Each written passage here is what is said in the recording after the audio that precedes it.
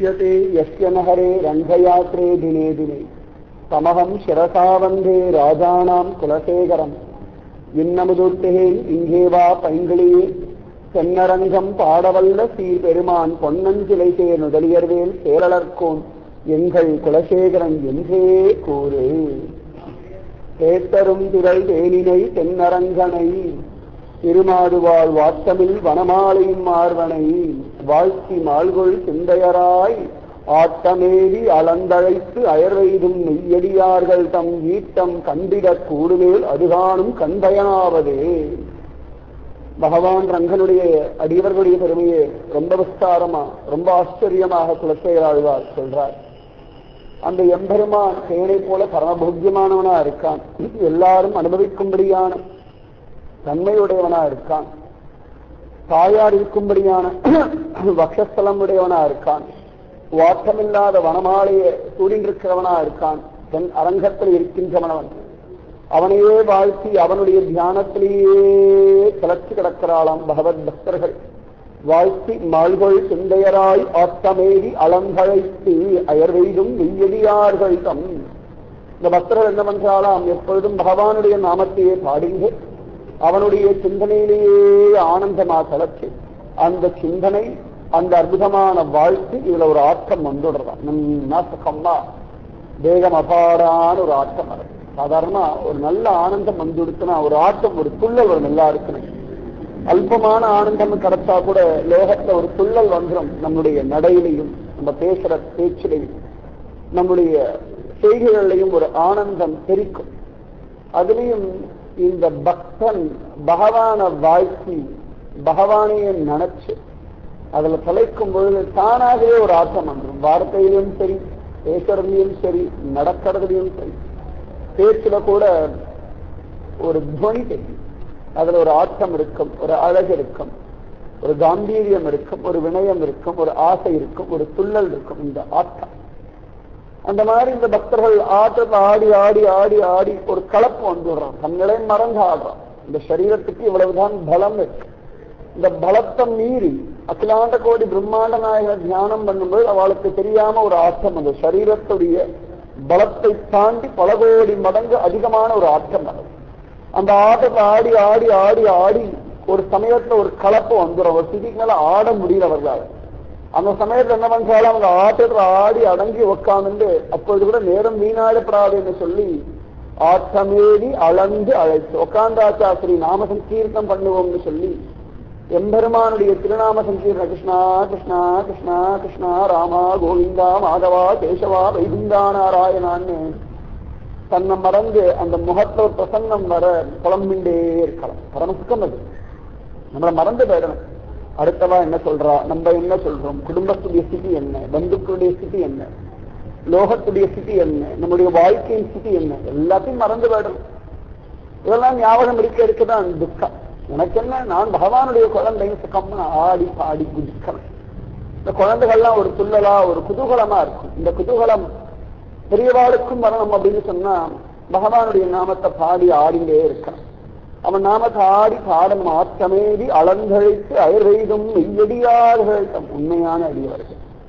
கொஞ்சம் கூட வேஷதாரிகள் இல்லை. பகவத் தியானத்திலேயே மறந்து கிடக்கிறார். அதனால தன்னை யாராவது குற்றம் சொன்னாலும் கவலை இல்லை, தன்னை கேவலப்படுத்தினாலும் கவலை இல்லை, தன்னை லோகமே ஒதுக்கினாலும் அவளுக்கு பயம் இல்லையா, என் வாழ்க்கை என்ன ஆயிடுமோன்னு சிந்தனை இல்லையா. என்ன, என் கூட என் பகவான் இருக்கான், எல்லாம் பிடித்தான், புத்தி மாறக்கூடியவர்கள், ஆனா என் பகவான் மாறாத ஒரு வன்னிச்சு. அந்த பகவான் திடமான விசுவாசம். எல்லாரும் நம்ம எல்லாம் குழந்தைகள் தான். தெரிஞ்சோ தெரியாமலோ ஏதான தவறுகள் பண்ணுவோம். தவறுகள் பண்றோன்றதுக்காக பகவான் எதுக்கிறதும் இல்லை, தள்ளிவிடுறதும் கிடையாது. கூடுமான வரைக்கும் பார்க்கலாம். ராவணனை கூட இன்று போய் நாளைவான்னு சொல்லும்படியான ஒரு கருணாசார். துரியோதனிடத்துல கூட, அப்பா இப்ப கூட உன் புத்தியை மாத்திக்கோடா குழந்தை, நீயும் சுகமா இருக்கலாம், பஞ்சமாண்டவரும் சுகமா இருக்கலாம், பெரிய ராஜ்யத்தை நீ வச்சுக்கூடா, ஒரு 5 கிராமத்தை என் பாண்டவர்களுக்காக கொடுத்துடுறா, இல்லைன்னா ஒரு 5 வீடாவது கூட, அது போதும், அதுக்கு மேல ஒரு ஒண்ணு வேண்டாம், பெரிய எந்த பிரஸ்தம் வேண்டாம், அஸ்தினாபுரம் வேண்டாம்னு சொல்லி ஒரு துரியோதனுக்கு கூட தான் கீழே இறங்கி வந்து அவனுக்கு எப்படியாவது புரிய வச்சு அவனை நல்வழிப்படுத்தணும்னு பிரயத்தனப்படக்கூடியவன் என்பதுதான். அதனால அவனிடத்துல பயமோ துவேஷமோ வெக்கமோ அவமானமோ அசிங்கமோ அவசியம் இல்லை. என்ன இருந்தாலும் குழந்தை தான். குழந்தை மலம் போகிறது, மூத்திரம் போகிறது, சமயத்துல வாந்தி எடுக்கிறது. அம்மாவுக்கு ஒண்ணு ரொம்ப பிடிச்ச காரியம் இல்லை, இருந்தாலும் கூட தெரியாம பண்ணிட்டு குழந்தைன்னு சொல்லி இந்த மலத்தையும் மூத்திரத்தையும் வாந்தியும் சுத்தப்படுத்தி அந்த குழந்தைக்கும் சுகம் கொடுத்து தானும் சுகம் அனுபவிக்கிறா இல்லையா? அந்த மாதிரி நம்மிடத்துல இருக்கிற இந்த காம குரோதாதி எண்ணங்களை பகவான் சரின்னு சரிபடுத்திட்டு திரும்பவும் நம்மையும் ஆனந்தப்பட வைக்கிறான், அவனும் ஆனந்தத்தை அனுபவிக்கிறான். அதனால கிருஷ்ணா நான் தான் தவறு பண்ணிட்டேன்டா மன்னிச்சு விடுறான் அவன் திருவிடிகளை வந்துட்டோம்னா அந்த க்ஷணமே நம்முடைய பாவங்களை நாசம் பண்ணக்கூடிய ஒரு சக்தி அவனுக்கு உண்டு. நான் குழந்தையும் மனசில் வச்சுக்கோங்க, நான் பெரியவன், இன்னாருடைய புதல்வி, இன்னாருடைய புதல்வன், இவருடைய மனைவி, இவருடைய அம்மா, இவருடைய மாமியார், இவருடைய மாமனார், இந்த பேரனுடைய தாத்தா பாட்டி அப்படிங்கிற பாவத்தை எல்லாம் விட்டுட்டு நான் பகவானுடைய குழந்தை, அவ்வளவுதான். நமக்கு வேறொன்னும் அவசியம் இல்லை. நான் பகவானுடைய குழந்தை. 90 வயசாகட்டும் 70 வயசாகட்டும், குடிகாரனா இருந்தாலும் அம்மாவுக்கு குழந்தைதான், திருடனா இருந்தாலும் அம்மாவுக்கு குழந்தைதான், தேகத்துல குற்றம் குறை இருந்தாலும் அம்மாவுக்கு குழந்தைதான், தனம் நிறைய சம்பாதிச்சாலும் குழந்தைதான், தனமே சம்பாதிக்கிற பிரயோஜனமே இல்லாம மூல வளர்ச்சி இல்லாத குழந்தையா இருந்தாலும் அம்மாவுக்கு குழந்தைதான். அதனால நான் பகவானுடைய குழந்தைன்னு வச்சுக்கோங்க. உங்களுக்கு ஏதாவது கோபம் இருக்கட்டும், பொறாமை இருக்கட்டும், அதெல்லாம் விட்டுட்டு நான் பகவானுடைய குழந்தை, என்னுடைய கெடுதல்களை என்னுடைய கேவலங்களை பகவான் மாற்றிடுவான். இந்த நம்பிக்கை இருந்தா போதும். பெரியதான் மீராவை போல ஆண்டாளை போல ஒரு விசுவாசம் இல்லாம ஒரு பிரேமை இல்லைன்னா கூட நான் பகவானுடைய குழந்தை, என் தவறுகள் எல்லாம் பகவான் மாற்றி விட்டுடுவான், என்னால என் தவறுகளை மாற்றிக்க முடியல, ஆனா கிருஷ்ணா நீ மாற்றி விட்டுடுறா, என் தவறுகளை மாற்றிடு, அப்ப எனக்கும் ஆனந்தம், என் கூட இருக்கிற உனக்கும் ஆனந்தம்னு ஒப்படைச்சிட்டோம்னா சத்தியமா கருணாசாகரன் மாற்றுவான். ஏன்னா எத்தனையோ தவறுகள் தெரிஞ்சோ தெரியாமலோ பண்ணிட்டு இருக்கோம், இல்லாட்டி பழக்க தோஷத்தினால பண்ணிட்டு இருக்கோம், இல்லாட்டி ஏதோ பயத்தினால பண்றோம், இல்லைன்னு சொன்ன அடுத்த வருஷம் சொல்லி பேசி கேட்டு பண்ணிட்டு இருக்கோம். ஆனா ஒரு சந்தர்ப்பத்தில் தவறு பின்னாடி நம்ம உணர்றோம். அந்த சமயத்துல கூட எம்பெருமானே தெரியாம பண்ணிட்டு வேண்டாம் மன்னிச்சுக்கோன்னா நிஜமாவே கிருபை பண்ணக்கூடிய ஒரு கருணாசாகரன். அந்த பக்தர்கள் அந்த தைரியத்தை தான் ஆட்டமேறி அளந்தேட்டு அயர்வெய்தும் மெய்யடியார்கள். அவளுக்கு எதை பத்தியும் கவலை இல்லை.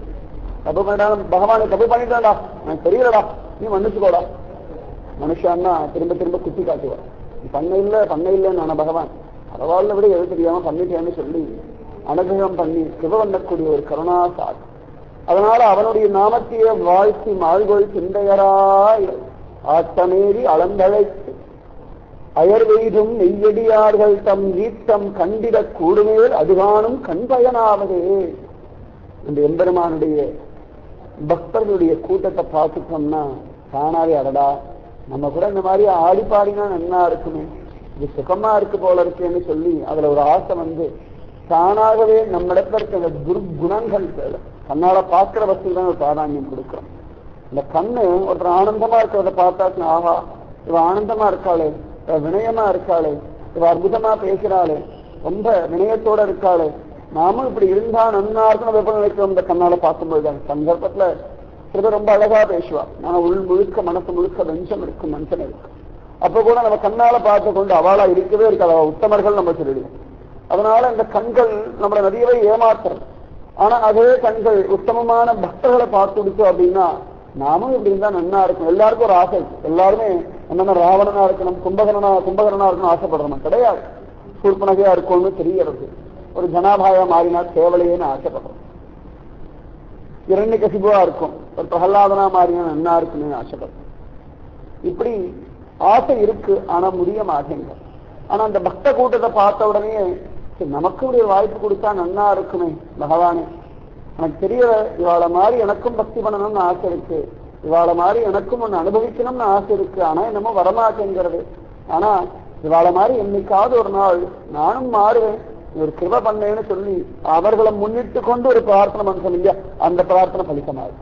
நான் இப்படி ஆகணும் அப்படி மாறுவேன்னு போது அந்த பிரார்த்தனை பலித்தமாகிறது இல்லை.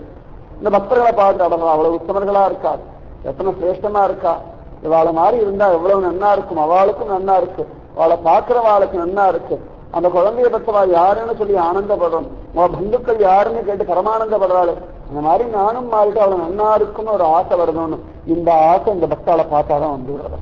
அதனால அது ஒருத்தரை பார்த்தாலே இந்த ஆசை வருதுன்னா கூட்டம் கூட்டமா ஒரே கபீர்தாசர், நாமதேவர், விஸ்வநாபாய், சுகாராம் முதற்கொண்டு அத்தனை பேரும் ஒரே சந்தர்ப்பத்தை பார்க்கணும். அன்னமாச்சாரியரையும் பார்க்கணும், புரந்தரதாசரையும் பார்க்கணும், சுவாமி நம்மாழ்வாரையும் பார்க்கணும், முதற்கவியாழ்வாரையும் பார்க்கணும், சுவாமி ராமானுஜரையும் பார்க்கணும், எம்பார் கோவிந்தரையும் பார்க்கணும், ஒடுகநம்பியும் பார்க்கணும், சைத்தன்ய மகாபிரபுவையும் பார்க்கணும், சனாதன கோஸ்வாமியை பார்க்கணும், ரூப கோஸ்வாமியை பார்க்கணும். யாரை பார்க்கறது, யாரை வைக்கிறது? இத்தனை பேரும் ஒட்டுமொத்தமா பார்த்துட்டோம்னா அப்பா ஈட்டம் கண்டிட கூடுமேல் அதிகாரம் கண் பயனாவது. இத்தனை பேர் சேர்த்து பார்த்துட்டேன்னா நிஜமாவே மகாபாதியா இருந்தா கூட சீட்டி வேண்டாம் வேண்டாம், இப்படி ஒரு ஜன்மா எனக்கு வேண்டாம் ஓடி போய் அவ திருவிடுகளை வந்து எனக்கு ஒரு கிவ வந்துங்களையும் கிடைச்சது. சக்குபாய் அப்படிதான் பாக்குறா, குளத்துல ஜலம் எடுக்கிறதுக்காக வந்தவர் அற்புதமா பாண்டங்க கோஷ்டியை பார்த்து ஆடிண்டும் பாடிண்டும் குதிச்சுண்டும் விளையாடிட்டு இருக்கா. எவ்வளவு ஆனந்தமா இருக்கா. நீங்கெல்லாம் அங்க போய் பன்றிபுரம் போகலாம், நானும் வழக்கமான கேட்டா அந்த பக்தர்கள் பார்த்து அம்மா நீ வரலாம் தப்பில்ல, ஒண்ணு உன் புருஷனோட அனுமதி வாங்கிட்டுவா, இல்லைன்னு சொன்னா நீ அவனை கூட்டிட்டு வான்னு சொன்னான். இந்த பக்தர்களை பார்க்கிற வரைக்கும் சக்குபாய்க்கு பாண்டங்களுக்கு ஒரு பிரீதி இருந்தது, பிரேம இருந்தது, திருடம் இருந்தது, விசுவாசம் இருந்தது, நாமஜபம் இருந்தது. அந்த பக்த கோஷ்டியை பார்த்தோன்னே நானும் பன்றிபுரம் போன ஒரு ஹட்டம் வந்தது. அது வரைக்கும் வரலையா. அந்த ஒரு ஹட்டம் வந்த உடனேதான் அத்தனை பிரார்த்தனை மஞ்சா நடக்கல. இவருடைய ஹடத்தை பார்த்து பாண்டங்கனே வசப்பட்டீங்க. அந்த பக்த கோஷ்டியை பார்த்ததுனாலதான் அது காணும் கண் பயனாவது ஈட்டம் கண்டிடக்கூடுமே. இந்த சக்குபா அவரோட போகணும்னு ஆசைப்பட்டதுக்கு பாண்டரங்கன் பன்றிபுரத்தை விட்டுட்டு இவாத்துக்கு வந்து எந்த எம்பெருமான யசோதையும் சகதேவனும் கட்டி போட்டானோ அந்த எம்பெருமான அவ்வளவு அழகா கலியுகத்துல ஒரு சக்குபாய் சாதாரணமா தன்னை கட்டி இருந்த கையில கொண்டு கட்டி போட்டுட்டான். யசோதையாவது ஆத்துல இருக்க கண்ணின் சிறுகாம்பினால சொல்லும்படியா ஆத்துல இருக்க கையிலெல்லாம் எடுத்து முடிச்சு போட்டு கட்டினான். சகதேவன் மனசுக்குள்ளேயே பக்தி இந்த கயிறு போட்டு கட்டிட்டான். ஆனா எல்லாரையும் அவாவாலும் நம்மளாவே நம்ம கட்டிட்டு இருக்கோம், பந்தம் பாசம் நம்மளை கட்டி வச்சுட்டு இருக்கோம். ஆனா அந்த கயிறை கொண்டு சக்குபாய் பன்றிநாதனை பாண்டரங்கனை கலியுகத்தை கட்டி போட்டுட்டா. எப்படிறான்னு கேட்டா இந்த பக்தர்கள் கோஷ்டியை பார்த்து நானும் மறக்குமா, உங்களை பார்த்தா சந்தோஷமா இருக்கனாலே ஈட்டம் கண்டிட கூடுமேல் அதுதானும் கண் பயனாவதே. அதுதான் குஷி, அதுதான் பரமானந்தம், அதுதான் பரமபோக்கியம். சைத்தன்ய மகாபிரபு காலத்துல ஜகாய் மகாய் மகாபாவிகள் இருந்தார். அந்த மகாபாவிகள் சைத்தன்ய மகாபிரபுடைய கோஷ்டியை பார்த்து எங்களுக்கும் நல்ல பக்தி வரணும் பிரார்த்தனை பண்ணிட்டா உடனே உத்தமர்களாம் மாறிட்டான். எத்தனையோ சைத்தன்ய மகாபிரபும் அவருடைய கோஷ்டியும் என்ற நாம சங்கீர்த்தனத்தை பார்த்துட்டு நமக்கும் இப்படி ஒரு பாக்கியம் வேணும் என்று சொல்லி பிரார்த்தனை பண்ணி சைத்தன்ய மகாபிரபு சிஷ்யர்களா மாறி மகோன்னதமான நிலையை அடைஞ்சார்கள். அதனால இந்த பக்த கோஷ்டியை பார்க்கணும். பரமசுகம் ஈட்டம் கண்டிட கூடுமேல் அதுகானும் கண் பயனாவதே. பரமசுகம் பரமசுகம். இந்த கூட்டத்தை பார்த்தோம்னாலே அதுவும் யதிராஜர் சுவாமி ராமானுஜர் ஒரு பக்கம் கூறத்தான், ஒரு பக்கம் முதலியாண்டான் பிள்ளை உறங்காவலிதாசர், எம்பார் கோவிந்தர், வடுக நம்பி, இத்தனை பேருக்கு நடுவுல வருவார். இதுல ஸ்ரீரங்கத்துல நிஜமாவே ஸ்ரீரங்கம் எம்பெருமானார் காலத்துல ரொம்பவே தனவித்து சில விஷயங்கள். எம்பெருமானாருடைய ஆச்சாரிய வைபவம் பார்க்கிறதா, எம்பெருமானாருடைய சிஷ்ய வைபவம் பார்க்கிறதான்னு தெரியும். அதுவும் எம்பெருமானார் சமயத்துல இந்த சிஷ்யர்களோட வருவார். அப்ப நடக்கும்போது பார்த்தா சிம்மகதி, கஜகதி, ரிஷபகதி. ஸ்ரீரங்கத்தை அத்தனை பேரும் நம்பெருமாள் கூட இந்த நடையழகு இல்லையேன்னு போட்டு போடுவாளாம். எம்பெருமானார் யதிராஜரை பார்த்துட்டு நம்ம ரங்கராஜனுக்கு கூட இப்படி ஒரு நடையழகு இல்லையேன்னு மலர்ந்து போவாள். ஆகான மாஞ்சு மாஞ்சு மாஞ்சு கதறுவாள். அதே அப்படி போற வழியில எங்கேயாவது நடுவு பெரிய நம்பர் வந்துட்டார் அப்படின்னா அடுத்த க்ஷணம் இந்த சிம்மகதி, கஜகதி, ரிஷபகதி காணாம போய் ஒரு குழந்தை கதி வந்துடும். இப்படி அடியேன்ற உடம்புல கூணி குருவி அது வரைக்கும் நிமித்தண்டு கையில திருதண்டம் எடுத்துண்டு இல்லை எனக்கெதிர், இல்லை எனக்கெதிர், இல்லை எனக்கெதிரே நடப்பா எதிராஜன். அந்த எதிராஜரை தியானம் பண்ணி கோவிந்தர் சொல்ற பாத்திரம் அது. எப்பொழுதும் எதிராஜன் வடிவழகு என் இதயத்துள்ளதால் இல்லை எனக்கெதிர், இல்லை எனக்கெதிர், இல்லை எனக்கெதிரே. என்ன விசுவாசம் பாருங்க. அப்படி இருக்கணும் ஆச்சாரிய விசுவாசம். எனக்கு என்ன கவலை, எனக்கு யாரும் எதிரி இல்லை, எதிரியும் இல்லை, சமானமும் இல்லை. என்ன தர்மராஜன் எதிரில் வர முடியாது. பிரம்மருத்ராதி தேவர்களும் எனக்கு சமானம் இல்லை. எப்பொழுதும் எதிராசன் வடிவழகு என் இதயத்து உள்ளதா, என் இதயத்துல எப்பொழுதும் எதிராக இருக்கிறனால இல்லை எனக்கெதிர், இல்லை எனக்கெதிர், இல்லை எனக்கெதிர் என்றார் என்பார் கோவிந்தர். அவரை பார்த்து இவர் சொல்றார். அப்ப எதிராக எப்படி நடந்திருப்பார்? பெரிய நம்பிக்கைப்பா அடியேன்னு நிற்பார். அவ்வளவு சிரேஷ்டமா இருக்குமா? நீட்டம் கண்டிட கூடுமே அதுகானும் கண் பயனாவது. ஒரு சந்தர்ப்பத்தில் எதிராஜர் ராமானுஜருக்கு பிக்ஷையில பிக்ஷாண்டத்துல விஷம் கலந்து கொடுக்குற அணியே சாபரமாக விரதம் உபவாசம் இருந்து ஆரம்பிச்சுட்டார். கேட்ட உடனே திருக்கோஷி நம்பி ஓடி வரா. திருக்கோஷி நம்பி வரான்னு தெரிஞ்ச உடனே எதிராஜகம் சிஷ்யர் கூட்டத்தோட போறார். எதிர்த்தியே திருக்கோஷி நம்பி எம்பெருமானோட சிஷ்ய கோஷ்டியை பார்க்க மலர்ச்சி போறா. என்னவா அது பரமபத்திரக்க நித்தியசெல்லாம் இறங்கிட்டே நடந்து வரலாம்னு நினைச்சுட்டாராம். காவிரி ஆற்று மணல்ல எம்பெருமானாரும் அவருடைய கோஷ்டியும் வந்து சாதாரண கோஷ்டியில பார்த்தோம்னா ஒண்ணு ரொம்ப வசதியா இருக்கும், ஒண்ணு தாழ்த்தியா இருக்கும், இல்லைன்னா ஒண்ணு வேகமா இருக்கு, இங்க வேகமா இருக்கும். ஆனா எம்பெருமானார் கோஷ்டி எல்லாம் ஒரே மாதிரி. எம்பெருமானார் இட்ட வழக்கு ஒன்னும் கூடுறதும் இல்லை குறையறதும் இல்லை. பார்த்துட்டு திருக்கோஷி அதிசயிச்சு பேசாராம். இப்படி ஒரு கோஷ்டி ஆளவந்தாருங்களையும் பார்த்ததில்லையே, என்னுடைய சிஷ்ய வர்க்கத்திலையும் பார்த்ததில்லையே. எத்தனையோ பேர் இருக்காள். பெரிய நம்பிகள் கோஷ்டியிலையும் பார்த்ததில்லை, பெரிய திருமலை நம்பிகள் கோஷ்டியிலையும் பார்த்ததில்லை, திருக்கோஷ்டி நம்பி கோஷ்டியிலையும் பார்த்ததில்லை, திருவரங்க பெருமாளர் கோஷ்டியிலையும் பார்த்ததில்லை, நாதமணிகள் கோஷ்டியிலையும் கேள்விப்பட்டது கிடையாது, ஆழ்வார்கள் கோஷ்டியும் விசேஷமா பார்த்தது கிடையாது. அத்தனை கோஷ்டியும் சேர்ந்து இந்த எம்பெருமான சேர்த்து வச்சுட்டாருன்னு சொல்லி இந்த எம்பெருமான கோஷ்டியை பார்த்து பரமபதமையில் இருக்க நித்திய சூரிகள்லாம் இறங்கிக்கே நடந்து வராலும் மலர்ச்சி வைத்தார். பார்த்த உடனே ஆஹா ஈட்டம் கண்டிட கூடுமேல் அதுகானும் கண் பயனாவதேன்னு ஸ்மரித்தான். ஆஹா நிஜமாவே இந்த மாதிரி பக்தர் குலத்தை பார்த்துட்டு தான் குலசேகர சத்தியம் பண்ணி சொல்லியிருப்பார். உனக்கு ஸ்மரித்தாராம் திருக்கோஷ்டியை நம்பி. அந்த எம்பெருமானார் கோஷ்டியால் அத்தனை பேரும் மயங்கி மயங்கி மயங்கி கிடக்கிறார். அந்த சமயத்துல எம்பெருமானார் திருக்கோஷ்டியை நம்பி திருடி அப்படி தொப்புன்னு விழுந்துட்ட ஆச்சாரியனை பார்த்தோன்னு தண்டம் போல தண்டவத் பிரணாமம் சொல்லுவார். ஒரு கட்டையை விட்டா தொப்புன்னு விழுந்துடும். யோசனை பண்ணி பொறுமையா அடிலாம் படாம தொப்புன்னு விழுமே. அந்த மாதிரி ஆச்சாரனை பார்த்த உடனே எம்பெருமாடு தொப்புன்னு சேவிச்சுட்டான். நல்ல காவிரி ஆத்தமனால் கட்ட கட்டகன் குதிக்கர் கிராணத்திற்கு சூரிய ஏற்பட்ட காற்றும் காவிரி ஆத்தமனால் தகிக்கிறது. உடனே இவரும் எழுந்திரன்னு சொல்லல. இத்தனை சிஷ்ய கோஷ்டிகள் இருக்கு, எல்லாரும் கதறா, மனசுக்குள்ள துடிக்கிறா, நடுங்கிறா. அச்சோ திருக்கோஷி நம்ம எதுக்கு என்ன பேச முடியும்? எதிராகவே 18 வாட்டி ஒண்ணும் பேசாம திருப்பி நிவராச்சு. அந்த என்ன பேச முடியுன்ற சமயத்துல ஒரே ஒரு கிடாம்பி ஆச்சான் மட்டும் கோபம் வந்து என்ன பெரிய ஆச்சாரிய சிஷ்ய லட்சணம் சொல்லி தான் கீழே படுத்துட்டு எதிராஜ மேனியை தூக்கி தன் மேல போட்டுனாராம். ஈட்டம் கண்டிட கூடுமேல் அதுகானும் கண் பயனாவதே. இப்படி ஒரு கோஷ்டியை பார்க்கணும், அதை பார்க்கணும். மெய்யடியார்கள் தம் ராமானுஜர் அவ்வளவு சிரேஷ்டமான அடியவர் தான் ரங்கராஜனுக்கு.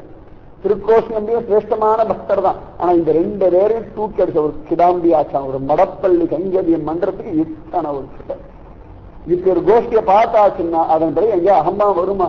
ஈட்டம் கண்டிட கூடுமேல் அதுகானும் கண் பயனாவது.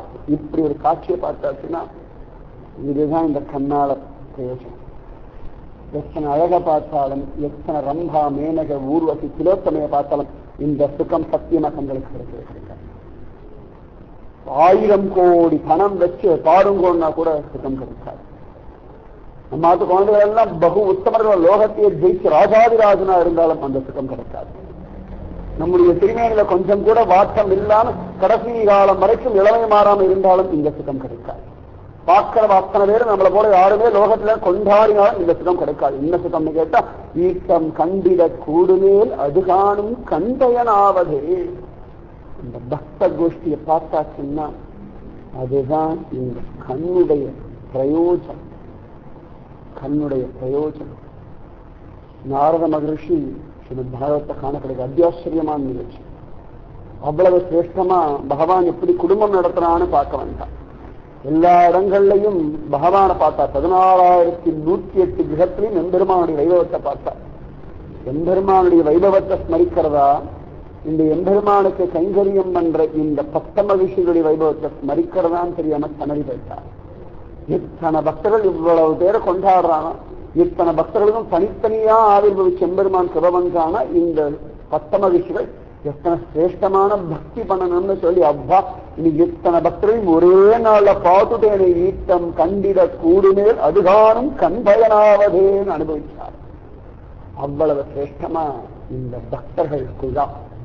அதனால உத்தமமான அந்த பக்த கோஷ்டியை பார்த்துட்டேன்னா அதன் பிறகு ரங்கனும் திருப்பதி பெருமாளும் காஞ்சி வரதனும் உங்களை தேடின்னு வந்துருவான். நீங்க தேடிட்டு போக வேண்டிய அவசியமே கிடையாது. அந்த பக்தர்கள் கோஷ்டியில அப்படி ஒரு ஸ்ரத்த இருக்கணும், திருடம் இருக்கணும், விசுவாசம் இருக்கணும்னு குலசேகரால் சாதிக்கிறார். இது நிறைய பாத்திரங்கள் இருக்கு. கிருஷ்ண ஜெயந்தி வர்றதுனால இந்த பாசுரத்தோட இப்போதைக்கு நிறுத்திண்டு